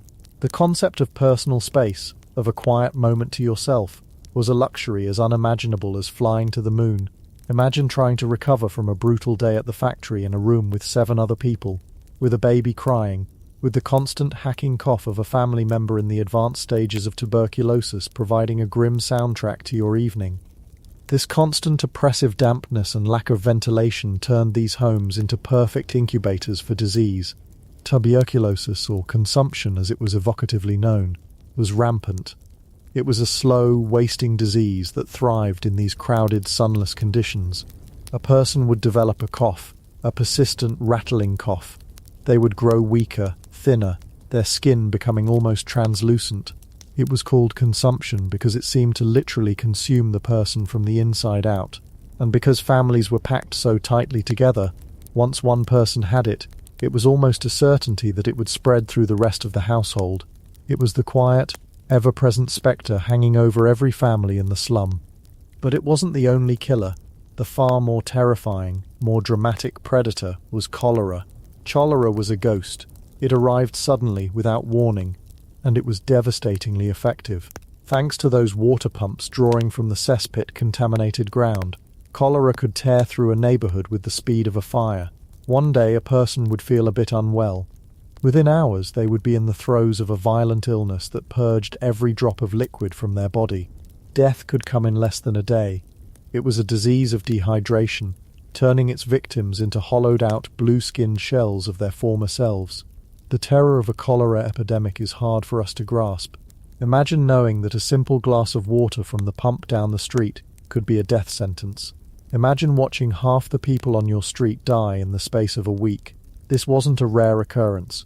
Waves of cholera swept through these new industrial cities with terrifying regularity throughout the 19th century, and next to it was its equally unpleasant cousin, typhoid, another waterborne illness that brought fever, delirium, and a slow, miserable decline. The authorities, when they paid any attention at all, were often guided by a flawed understanding of disease. They believed in miasma, the idea that sickness was carried by bad smells, and while they weren't entirely wrong, the places that smelled the worst were, in fact, the most dangerous.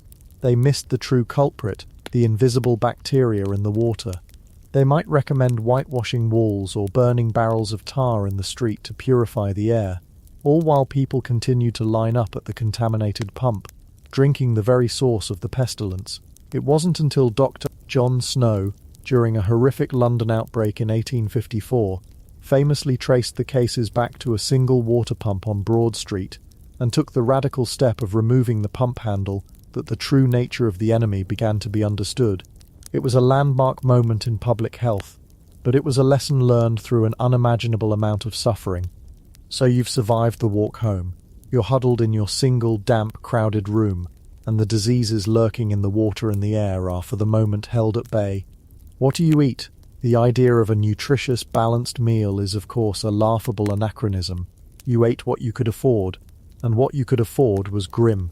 The diet of the industrial working class was monotonous, meagre, and often actively poisonous. The cornerstones of the diet were bread and potatoes. They were cheap, they filled the belly, and they provided calories for another day's hard labor. You might have some tea, weak and sugary, and if you were lucky, a small piece of bacon or cheese once a week. Fresh vegetables were a rarity, and fruit was an almost unheard of luxury. This wasn't a matter of poor choices. It was a matter of brutal economics. There was no money for anything else. But the real horror of the industrial diet wasn't just what it lacked, but what it contained.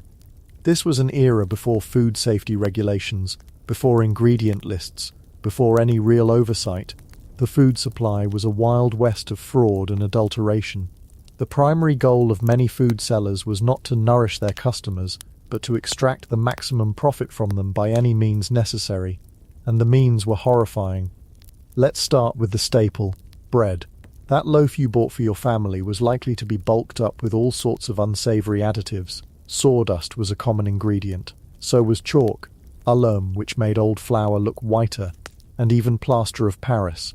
These fillers not only cheated you out of actual food, they could cause chronic digestive problems, and in the case of plaster of Paris, create lethal blockages in the intestines. Your daily bread could literally kill you. Milk for the children? It was often watered down and then whitened with chalk to hide the dilution. Sometimes, to give it the appearance of creaminess, they would add calf's brain, and this was before pasteurization, so the milk that did exist was often teeming with the bacteria for tuberculosis or scarlet fever. The list goes on, a truly gothic recipe book of culinary crime. Your tea might be bulked out with dust from the factory floor, or even dried sheep dung, coloured with black lead. The bright green pickles you saw in the shop window got their vibrant colour from being boiled with a copper coin. Your cheese could be coloured with red lead, a potent neurotoxin. Sausages and meat pies were a convenient way to use up any and all parts of an animal, including those that were diseased, rotten, or not even from the species you thought you were buying. Sugar was mixed with sand. Beer was made bitter, not with hops but with strychnine. It was a constant, low-grade poisoning.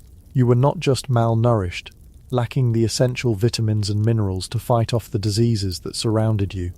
You were also actively consuming a cocktail of harmful chemicals and non-food items. The chronic stomach ailments, the lethargy, the failure to thrive in children, it all stemmed from this toxic, fraudulent food supply. You worked a killing job to earn enough money to buy food that was also trying to kill you. It was a closed system of misery. In this environment, faced with this reality day in and day out, how did people cope? The social structures that had governed village life for centuries simply dissolved in the acid bath of the industrial city. The extended family, the close-knit community where everyone knew your name and your history, was gone. You were now an anonymous face in a crowd of strangers. living in a state of constant grinding stress. And so, many sought solace where they could find it, and the brightest, warmest, most welcoming place in the entire slum was the pub, or the gin palace. Think about it. Your home is a single dark, cold, damp, overcrowded room that smells of sickness and smoke. The pub, by contrast, is huge. It's brightly lit with new gas lamps. It has massive mirrors that make the space feel even bigger and grander. It's warm. It's full of people, of noise, of laughter. It offers a cheap, fast and effective escape from the crushing reality of your life. Gin was incredibly cheap, drunk for a penny, dead drunk for tuppence, as the old saying went. Alcoholism became a devastating social plague. It wasn't a sign of moral failure, though it was certainly framed that way by middle-class reformers. It was a symptom of an unbearable existence. It was self-medication on a mass scale. A man might drink away his week's wages, leaving his family to starve, not because he was an evil monster, but because the psychic pain of his life was so overwhelming that the temporary oblivion offered by alcohol felt like a rational choice. It was a destructive coping mechanism, one that fueled domestic violence and plunged families even deeper into poverty, but it was a coping mechanism nonetheless. The family unit itself, the bedrock of society, was under incredible strain. Children, as we've seen, were not children in the modern sense. They were miniature economic units, sent to work as soon as they were able. The bond between parent and child was frayed by exhaustion and economic necessity. How can you be a nurturing parent when you're working 14 hours a day and your child is doing the same in a different factory? Husbands and wives were often like ships passing in the night, both consumed by their respective labours, with little energy left for each other. And yet, even in this hellscape, this monument to human greed and indifference, that flickering ember of selfhood refused to be entirely extinguished. Humanity is resilient. People still fell in love. They still found ways to help a neighbour who was sick. They scraped together pennies to give a deceased loved one a proper funeral, a final act of dignity. They told stories. They sang songs in the pubs, sad songs of the old country, and defiant songs about the new industrial masters. They formed friendly societies and burial clubs, pooling their meagre resources to create a safety net, however flimsy, where none existed. They shared childcare, they shared food, they shared warmth. In the tiny, fleeting moments of grace, a shared joke, a child's brief laughter, the kindness of a stranger, they reaffirmed their own humanity. They found ways to survive, not just the factory, not just the slum, but the overwhelming attempt of this new world to reduce them to a mere cog in a machine, a line in a ledger. Life beyond the gates was a brutal, relentless, and often short affair. It was an assault on the body, the mind and the spirit. But the fact that anyone survived at all, that they managed to raise children, to form communities, to fight for a better world which they would in time begin to do, is perhaps the most remarkable story of all. It is a testament not to the system that created the slum, but to the incredible, stubborn and enduring strength of the people who were forced to call it home. Chapter 5. The Seeds of Resistance. Forging Solidarity in the Fire. And it is that strength, that incredible, stubborn and enduring strength, that we turn to now. Because survival is one thing.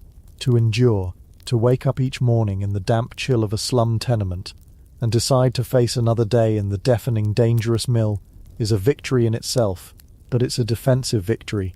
It's the act of not being extinguished. There comes a point, however, when simply not being extinguished is no longer enough.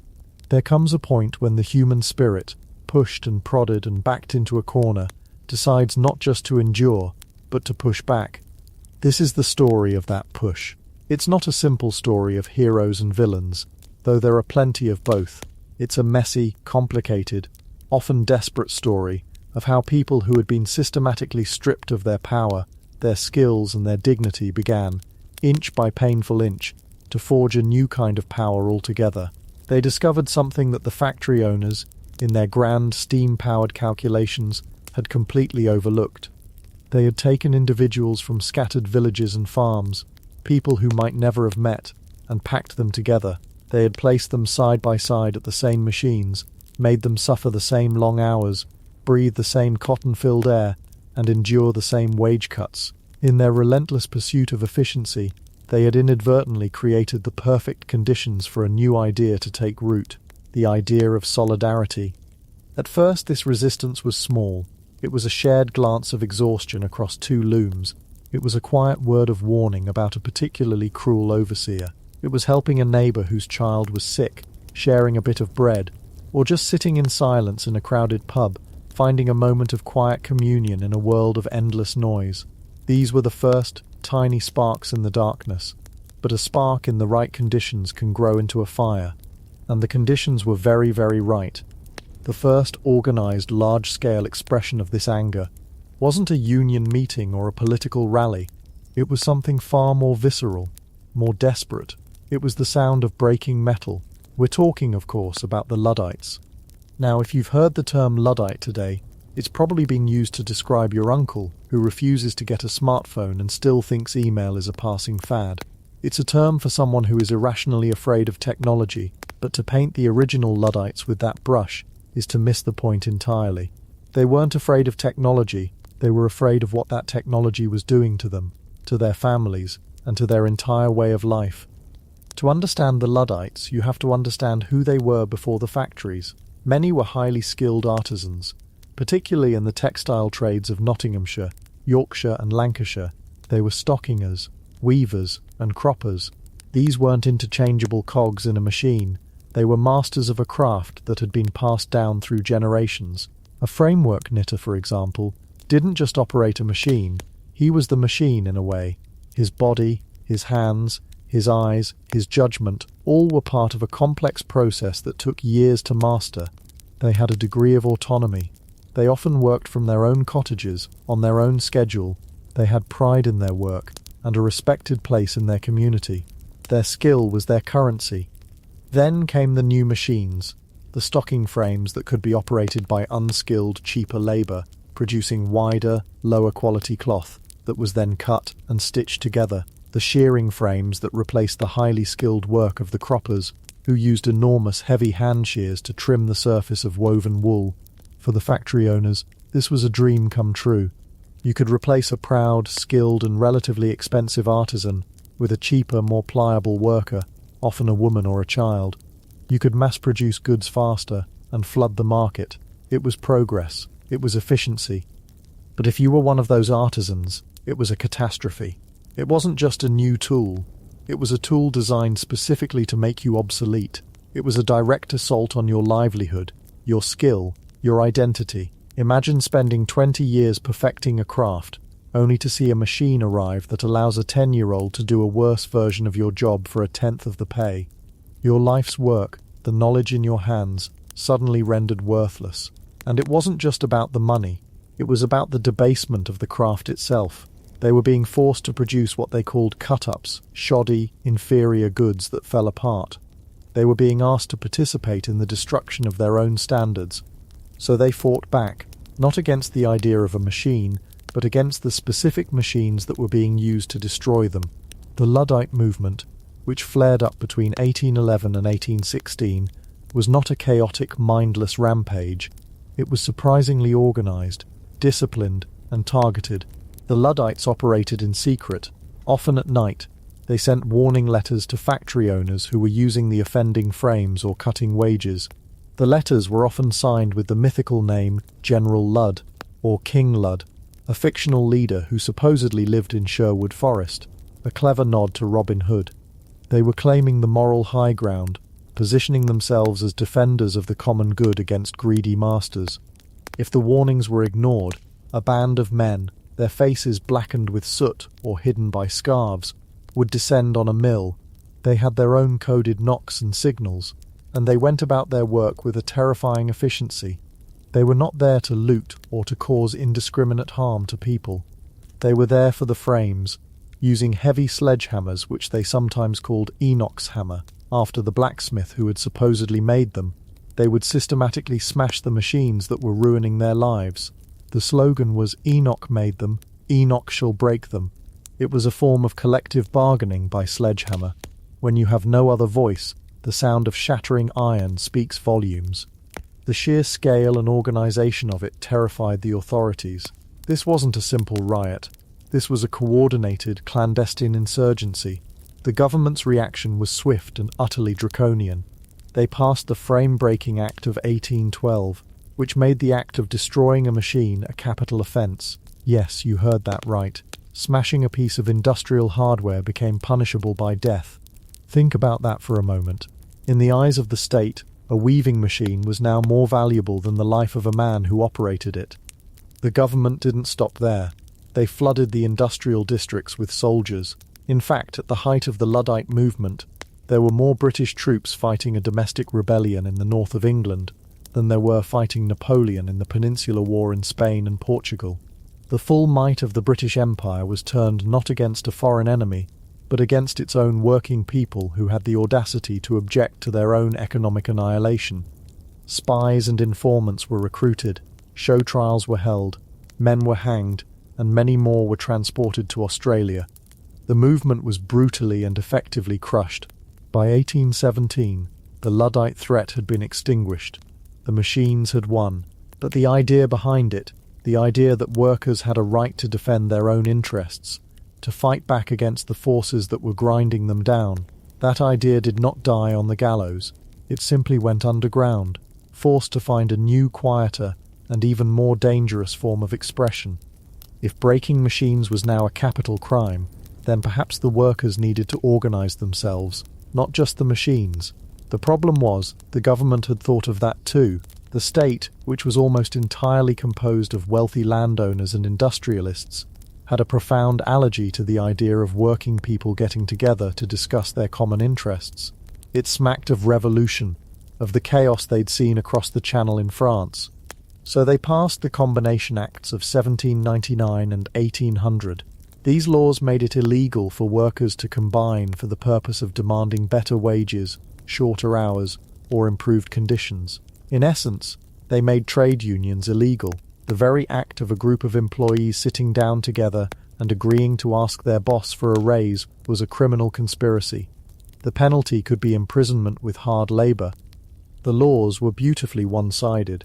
While it was illegal for workers to combine to raise wages, it was perfectly legal for masters to combine to lower them, and they did. Factory owners and employers had their own associations, where they would meet and agree on wage caps, blacklisting any worker who dared to cause trouble. The system wasn't just rigged. The rules were written by one team for one team, while the other team was told that even huddling together was a foul. So what do you do when the law itself is your enemy? You break it. The suppression of the Luddites had taught the workers a valuable lesson. Open, violent rebellion was suicidal. The Combination Acts taught them another. Open, peaceful negotiation was illegal. The only path left was secrecy. The early 19th century saw the birth of the secret union. These were not the large, bureaucratic organizations we might think of today. They were small, local, and operated like clandestine societies. They had to. Getting caught meant losing your job, your home, and your freedom. So they met in secret, in the back rooms of pubs, in cellars, or out on the moors, under the cover of darkness. They developed secret oaths, elaborate initiation rituals, and coded language to protect themselves from spies and informers who were everywhere. The rituals were part of the practical need for security, but they also served a deeper purpose. An oath, sworn on a Bible, or with a hand on a drawn sword or a skeleton sketch, created a powerful bond. It turned a simple agreement into a sacred vow. It fostered a sense of brotherhood and mutual obligation in a world that was trying to convince every man that he was on his own. The ceremony might involve blindfolds, a mock execution, or warnings of the dire fate awaiting any traitor. It was all very theatrical, but it had a deadly serious point. What we are doing here is dangerous, and our survival depends on our absolute loyalty to one another. These secret unions engaged in what we might now call mutual insurance. Members would pay a small weekly fee into a common fund. This fund could be used to support a member who was sick or injured and couldn't work. It could provide for the widow and children of a man who was killed on the job, and most subversively, it could be used to support workers who went on strike. A strike, or a turnout, as it was often called, was the union's ultimate weapon, and it was an act of incredible bravery and desperation. To walk out of the factory meant an immediate loss of all income. There was no strike fund from a national headquarters. There was only the small, secret stash of coins collected from men who were already barely surviving. A strike was a gamble that you could outlast the master, that his need for your labor was greater than your family's need for food. Usually it was a losing bet. Hunger is a very persuasive negotiator. The masters, backed by the law, had all the power. They could simply wait for the strikers to starve. They could bring in blacklegs or scabs, desperate workers from other towns to take the jobs, and they could have the strike leaders arrested for illegal combination. Many of these early strikes were broken, and the men who led them were victimized, blacklisted, and driven from their communities. And yet, they kept trying. In the dark corners of the industrial world, the idea of collective action was being forged. They were learning how to trust each other, how to organize, how to sacrifice for a common cause. They were creating a new kind of community, born not of geography or religion, but of shared experience in the belly of the industrial beast. They were laying the groundwork, stone by heavy stone, for the labor movement that would come. The Combination Acts were eventually repealed in 1824, largely because they were proving impossible to enforce and were seen by some in Parliament as an unnecessary provocation. But the habits of secrecy and the deep-seated mistrust between master and worker would linger for decades. The battle had only just begun, and it was about to get much, much bloodier. The repeal of the Combination Acts didn't magically grant workers the right to bargain peacefully. It just meant that the act of forming a union was no longer in itself a crime. The masters still held all the cards, and the government and local authorities were still firmly on their side. Any large gathering of working-class people was viewed with suspicion and paranoia by the ruling class. They saw the beginnings of a French-style revolution in every crowd, and in 1819, 5 years before the repeal, this paranoia would curdle into a moment of shocking, infamous brutality. The place was St. Peter's Field, in Manchester. The event would come to be known as the Peterloo Massacre. Manchester was the shock city of the Industrial Revolution. Its population had exploded, its factories churned out immense wealth, and its slums festered with poverty and disease. It was a city of stark, unavoidable contrasts, and it was a hotbed of radicalism. People were not just demanding better wages, they were beginning to demand a voice. They were demanding the right to vote. At the time, the British electoral system was what you might politely call a historical relic. It was a chaotic mess of ancient rules that had nothing to do with population. Huge new industrial cities like Manchester, Birmingham and Leeds had no members of parliament to represent them. Meanwhile, tiny depopulated rural boroughs, sometimes with only a handful of voters, still sent 2 MPs to London. These were the infamous rotten boroughs. One, Old Sarum, was a grassy mound with 7 voters. It had the same representation as a city of hundreds of thousands, if that city had any at all. The system was designed to keep power in the hands of the landed aristocracy. The new industrial working class was completely shut out. So, on August 16th, 1819, a massive crowd gathered at St. Peter's Field. They came to hear the radical orator Henry Hunt speak about parliamentary reform. This was not an angry mob. It was, by all accounts, a peaceful, festive gathering. People came from all the surrounding towns, marching in organized columns behind banners with slogans like liberty and fraternity, unity and strength, and votes for all. They were dressed in their Sunday best. Whole families came together, men, women, and children. It was a political rally, but it had the atmosphere of a holiday fair. They were there to demonstrate, peacefully and in overwhelming numbers, that they were a part of the nation and deserved a say in its governance. They were hoping to be seen, to be heard, to be counted. The local magistrates, however, saw something else entirely. They saw a revolutionary army. They saw sedition. Panicked, they ordered the arrest of Henry Hunt and the other speakers on the platform. The job was first given to the Manchester and Salford Yeomanry. The Yeomanry were not professional soldiers. They were a volunteer cavalry force, made up mostly of local factory owners, merchants and their sons. They were amateurs on horseback, filled with a potent mixture of class prejudice and raw fear. They held the people in the crowd in utter contempt. Eyewitness accounts describe what happened next as chaos. The Yeomanry, many of them allegedly drunk, drew their sabres and charged into the dense crowd. They were supposed to clear a path to the stage, but they became stuck, hacking wildly at the people around them, at the banners, and at the bodies. They were slashing at their own neighbours, their own employees.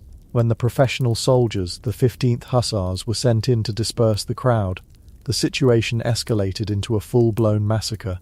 The crowd, with nowhere to run, trapped by its own density, was trampled and cut down. The numbers are still debated, but it's estimated that between 15 and 18 people were killed, including a woman and a child. Over 600 were injured, many with horrific sabre wounds. The field was left a scene of carnage, littered with abandoned banners, hats, shoes, and bleeding bodies. The aftermath was just as shocking as the event itself. The government didn't condemn the magistrates or the yeomanry. Instead, it congratulated them for their prompt, decisive, and efficient measures for the preservation of the public tranquility.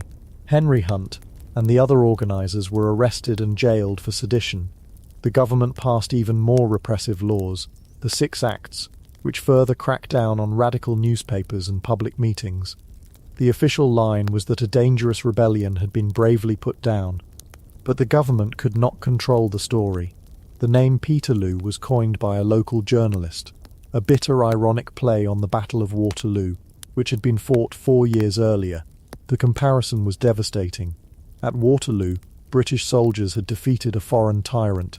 At Peterloo, British soldiers, or at least men in uniform, had cut down unarmed British citizens demanding their basic rights. The massacre horrified the country. It exposed the raw, brutal fear that the ruling class had of its own people. It became a symbol of state tyranny and a rallying cry for reform for generations to come. The blood spilled at St. Peter's Field did not silence the movement. It watered the seeds of resistance. It created martyrs, and it demonstrated in the starkest possible terms that peaceful protest alone would not be enough if the state was willing to meet it with lethal force. It hardened resolve and ensured that the fight for rights, both political and economic, would continue with a new, grim sense of purpose. The memory of Peterloo cast a long, dark shadow over the relationship between the state and the working class. But the struggle for the right to organise continued, often in small, seemingly insignificant places, far from the dramatic confrontations of a Manchester field. And one of the most powerful stories from this era comes from a quiet, rural corner of Dorset, from a tiny village called Tolpuddle. This story isn't about industrial workers in a sprawling city, but about farm labourers. Life for them was just as precarious, if not more so. Their wages were pitifully low, and in the early 1830s, the local landowners and farmers decided to cut them even further, from 9 shillings a week down to 7, with threats of dropping it to 6. For a family trying to survive, this was a death sentence by slow starvation. A group of 6 men in the village, led by a Methodist lay preacher named George Lovelace, decided they had to do something. They were decent, God-fearing, hard-working men.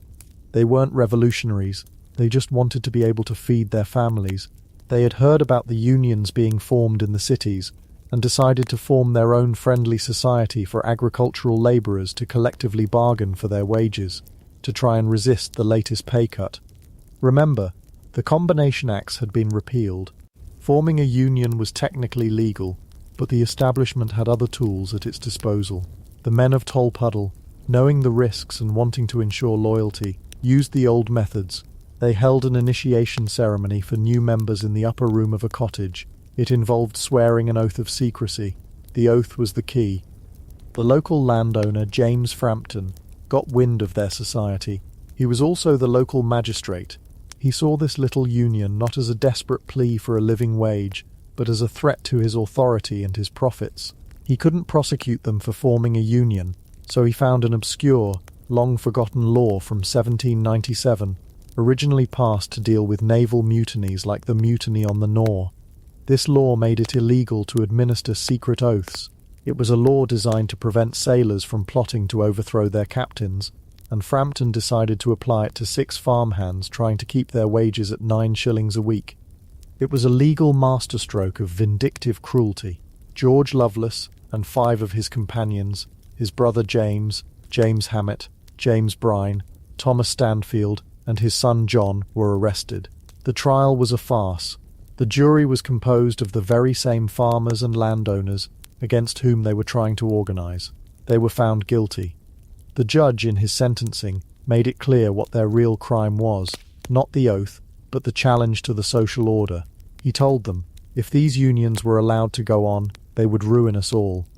The sentence was the maximum possible under the law, 7 years of penal transportation to Australia.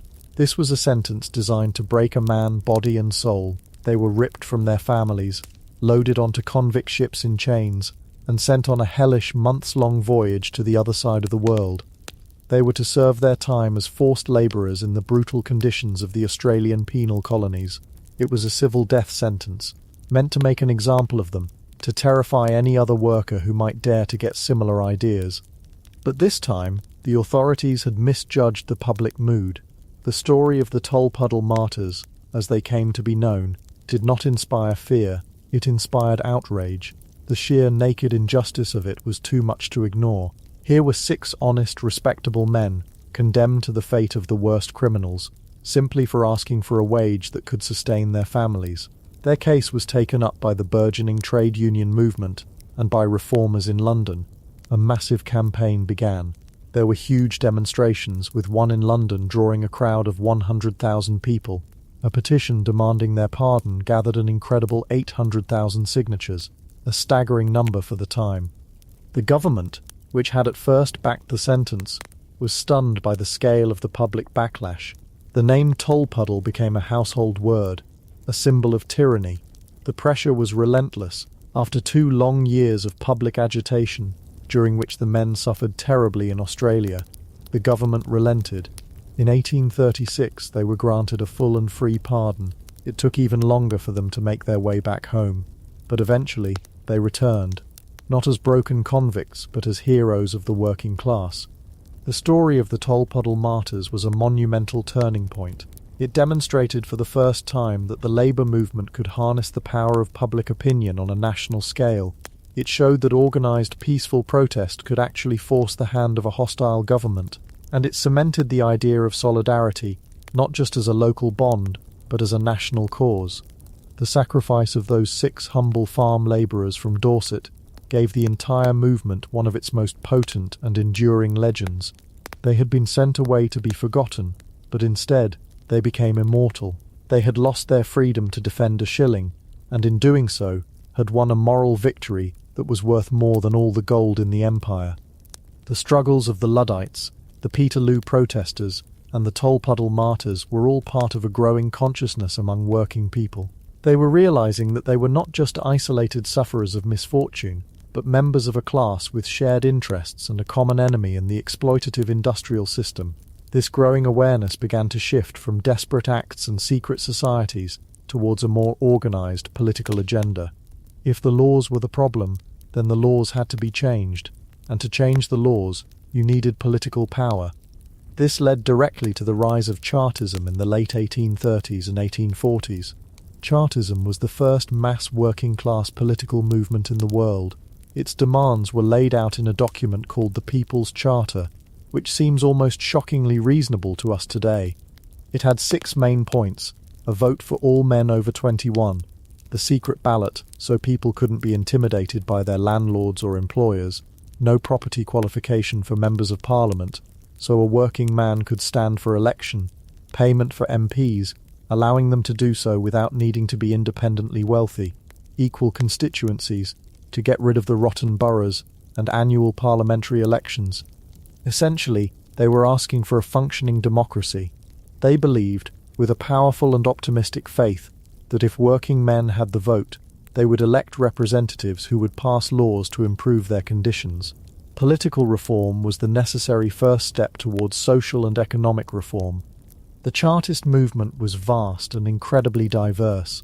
It was a great sprawling coalition of factory workers, artisans, miners, and labourers from across the country. They organised on a massive scale, they held huge rallies, published newspapers like the Northern Star, and organised petitions of a size never before seen. Their first great petition, presented to Parliament in 1839, had over 1.25 million signatures. It was so large it had to be carried into the House of Commons by a dozen men, Parliament, of course, debated it, and then overwhelmingly rejected it. They tried again in 1842, with a second petition bearing over 3.3 million signatures, representing nearly a third of the adult population of Great Britain at the time. It was an absolutely monumental achievement of organisation and mobilisation, and again, Parliament contemptuously threw it out. A final petition in 1848 met the same fate. The repeated rejection of their peaceful constitutional demands created deep divisions within the movement. Some, known as the moral force Chartists, believed they had to continue with peaceful persuasion, education and petitioning. Others, the physical force Chartists, grew disillusioned. They argued that the ruling class would never give up power willingly, and that only the threat of insurrection and armed rebellion would make them listen. There were sporadic outbreaks of violence, like the Newport Rising in 1839, but these were quickly and brutally suppressed. By the early 1850s, Chartism as an organised movement had faded away. It had failed, on its own terms, to achieve any of its 6 points during its lifetime. The establishment had held firm, and yet to call Chartism a failure is to misunderstand its profound historical importance. It was an incredible political education for a generation of working people. It taught them how to organise, how to publish, how to debate, how to build a national campaign. It created a generation of skilled, articulate leaders who would go on to build the more pragmatic and successful trade unions of the mid-Victorian era. And in the long run, the Chartists won. 5 of their 6 demands, all except annual elections, were eventually passed into law over the next 70 years. They had lost the battle, but their ideas had set the agenda for the future of British democracy. They had articulated a vision of a country where the people who created its wealth would have a say in how it was governed. They failed in their own time, but history ultimately proved them right. While the grand political struggle of Chartism was capturing headlines, another, more focused battle was being waged, day in and day out, in the industrial towns, the fight for a shorter working day. This campaign didn't have the constitutional sweep of the People's Charter, but for the people living and dying in the factories, it was just as important, if not more so. It was a fight for life itself. The demand was simple and powerful, a 10-hour day. In an era where a 12, 14 or even 16-hour workday was common, 10 hours sounded like a paradise of leisure. The movement was a broad church bringing together workers, middle-class social reformers, and even some compassionate, paternalistic factory owners who were horrified by the human cost of the system. Its greatest champion in Parliament was an aristocratic Tory named Richard Oastler, who was moved to action after seeing the appalling conditions of child labour in the textile mills of Yorkshire. He launched a fierce public campaign, writing letters to the press comparing the plight of the Yorkshire slavery to the much-publicised campaign against slavery in the colonies. The 10-hour movement was a long, grinding, attritional war fought over decades. It was a battle of pamphlets, petitions, factory inspections, and parliamentary lobbying. The opposition from the majority of factory owners was ferocious. They argued, with straight faces, that any reduction in working hours would be economically ruinous for the country. They produced complex calculations proving that all their profits were made in the last hour of the day. To cut that hour would be to bankrupt the industry. It was the same argument that would be used against every single proposed reform, from safety guards on machines to the abolition of child labour. Any change, they claimed, would spell the end of British industry. The reformers and workers countered with arguments about morality, health, and even efficiency. They produced evidence of the horrific injuries and deformities caused by excessive labour, especially in women and children. They argued that a well-rested, healthier workforce would actually be more productive than an exhausted, demoralised one. They argued that people needed time for family, for education, for religion, for some small sliver of life outside the factory walls. Slowly, painstakingly, they began to win. The first breakthrough came with the Factory Act of 1833, which limited the hours for children. It was a start, but it was riddled with loopholes and poorly enforced. The fight continued. There were setbacks, compromises and betrayals, but the pressure was relentless. Finally, in 1847, after nearly 2 decades of struggle, the 10 Hours Act was passed.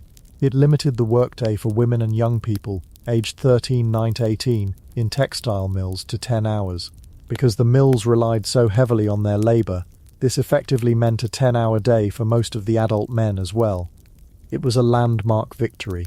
It was the first time the state had intervened in a major way to limit the freedom of employers to exploit their workers as they saw fit. It established the principle that human well-being was a matter of public concern and could take precedence over the relentless pursuit of profit. It was a crack in the edifice of laissez-faire capitalism. The factory owners, of course, found ways to get around the new law, using complex relay systems to keep the machines running for longer. It took further legislation to close these loopholes, but the line had been drawn. The long dark night of the unregulated factory was beginning, ever so slowly to end. The workers, through their own stubborn, tireless efforts and with the help of their allies, had won back a small piece of the day. They had won back a piece of their lives. Looking back across this landscape of struggle, from the desperate machine breaking of the Luddites to the disciplined political campaigns of the Chartists and the 10-hour movement, we can see the slow, painful birth of a new kind of power. It was a power forged in the fire of the furnaces and the clatter of the looms. It was built on the simple, radical idea that ordinary people, when they act together, can change the world. They were fighting against unimaginable odds. The full weight of the law, the state, the army, and the economic system was arrayed against them. They were often uneducated, impoverished, and exhausted. They faced imprisonment, transportation, injury, and death, and yet they fought. They organized in secret. They marched in public. They signed petitions. They went on strike. They endured hunger and hardship for a cause they believed in. They didn't win a sudden final victory. There was no single moment when the war was over. It was a long, brutal, inch-by-inch struggle that would continue for another century and more. The world they were fighting to create, a world with safe workplaces, a fair day's pay for a fair day's work, weekends, holidays, healthcare, and a social safety net, was a world that most of them would never live to see. But they laid the foundation.